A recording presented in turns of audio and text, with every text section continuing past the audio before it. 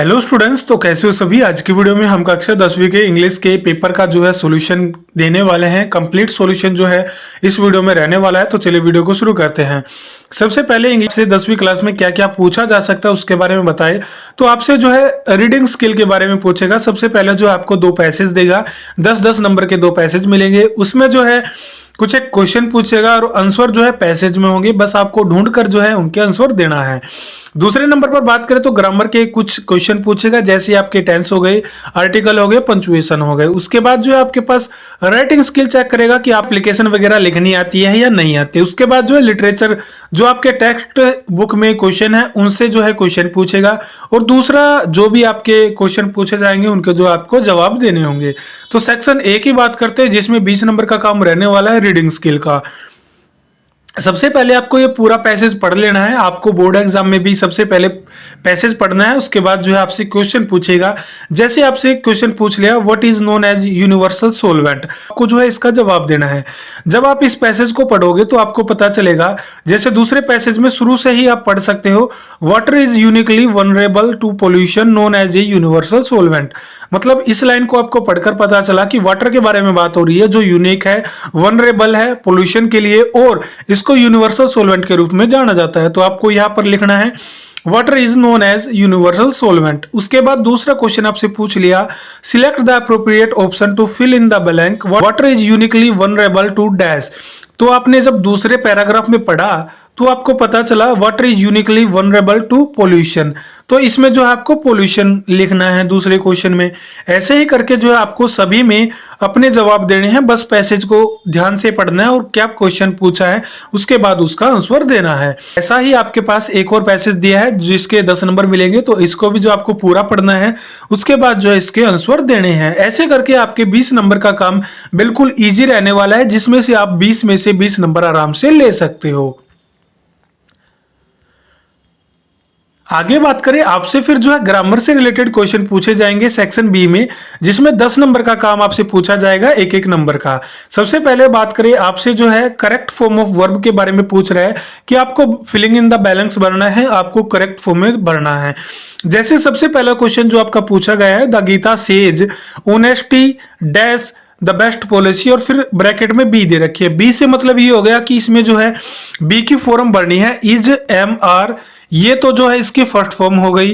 Was वर जो है आपकी सेकंड फॉर्म हो गई बी की। तो पहला सेंटेंस जो आपका प्रेजेंट इंडेफिनिट है, तो आपका बी की फर्स्ट फॉर्म भरनी है आपको, तो इसमें जो है इज आ जाएगा। अगले में बात करें तो आपका I dash tear up the letter after I had read it. तो आपको देखना है बाद में क्या बात कही है कि ये पास्ट के बारे में बात कर रहा है। हेड आपका कहाँ यूज होता है, तो आपको पता है हेड जो है आपका पास्ट परफेक्ट में यूज होता है। तो आपको पता है जो भी परफेक्ट की चीजें होगी पास्ट में, उसके आगे हेड तो लगेगा।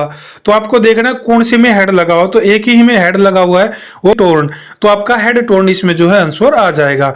आगे बात करते हैं, आपको अप्रोप्रिएट आर्टिकल भरने हैं। तो सबसे पहले पूछा गया dash mount Everest is the highest peak in the world. तो आपके कुछ एक ऐसे सेंटेंस होते हैं जिनमें फिक्स रहता है कि आर्टिकल द लगेगा, ए लगेगा, एन लगेगा। तो जैसे इसमें जो है फिक्स है कि आपका द लगेगा, the mount Everest is the highest peak in the world, क्योंकि ये एक ट्रुथ भी है कि हाँ माउंट एवरेस्ट दुनिया का सबसे ऊंचा चोटी रहने वाली है। दूसरा जो क्वेश्चन है आपका, we should help the needy. तो ये भी जो है एक एडिकेट हो गया कि हमें जो है जो हमसे कमजोर है कि जो है मदद करनी चाहिए। तो इसमें आर्टिकल क्या आएगा, इसमें आर्टिकल, इसमें भी जो है द आर्टिकल आ जाएगा। ऐसे ही करके जो है आपके पूरे के पूरे पेपर का जो है आंसर की प्रोवाइड करवा दिया है पीडीएफ में। पीडीएफ जो है अभी आपको वीडियो में दिखाने वाले हैं। उसके बाद उस पीडीएफ को जो है आप हमारे टेलीग्राम ग्रुप से डाउनलोड करके अपनी तैयारी जो है कर सकते हैं। सबसे पहले आपको खुद से क्वेश्चन सोल्व करने हैं, फिर उसके बाद जो उसके आंसर मैच करने हैं कि आपके जो है कितने सही आंसर आए हैं। तो अब आपका ये पेपर कंप्लीट हो चुका है। अब आपको पीडीएफ दिखा देते हैं। तो ये आपका 10वीं क्लास के इंग्लिश के जो आंसर की रहने वाली है। सबसे पहले जो आपसे पूछा गया था वो था what is known as universal solvent. तो इसमें water is known as universal solvent आपको ऐसे लिखना है। उसके बाद दूसरा जो क्वेश्चन आपसे पूछा गया था, select the appropriate option to fill in the blank, water is uniquely vulnerable to dash. तो इसमें जो है आपका पोल्यूशन आ जाएगा। तीसरा जो क्वेश्चन आपका पूछा गया है, complete the following analogy correctly with a word slash phrase from paragraph 2। तो पैराग्राफ 2 में कौन सा है, तो वो आपको बताना है। वनरेबल, रेजिलेंट, आर्टिफिशियल, नेचुरल, इन चीजों के बारे में, इन वर्ड के बारे में और फ्रेज के बारे में जो है बोला गया है। उसके बाद जो है आपका ऐसे करके सारे के सारे क्वेश्चन का जो है आंसर दे दिया है। तो आपको ये पीडीएफ टेलीग्राम ग्रुप में मिल जाएगी। टेलीग्राम ग्रुप का लिंक जो आपको वीडियो के डिस्क्रिप्शन बॉक्स में मिल जाएगा। और अगर आपने अभी तक हमारे यूट्यूब चैनल को सब्सक्राइब नहीं किया है तो पहले जो है यूट्यूब चैनल को सब्सक्राइब कर लीजिए, फिर वीडियो को अपने दोस्तों तक शेयर कर दीजिए ताकि जो है आपकी साथ साथ जो है आपके दोस्तों की हेल्प हो पाए। तो आज की वीडियो बस इतनी ही। पीडीएफ आपको टेलीग्राम ग्रुप में मिल जाएगी। तो चलिए मिलते हैं अगली वीडियो में।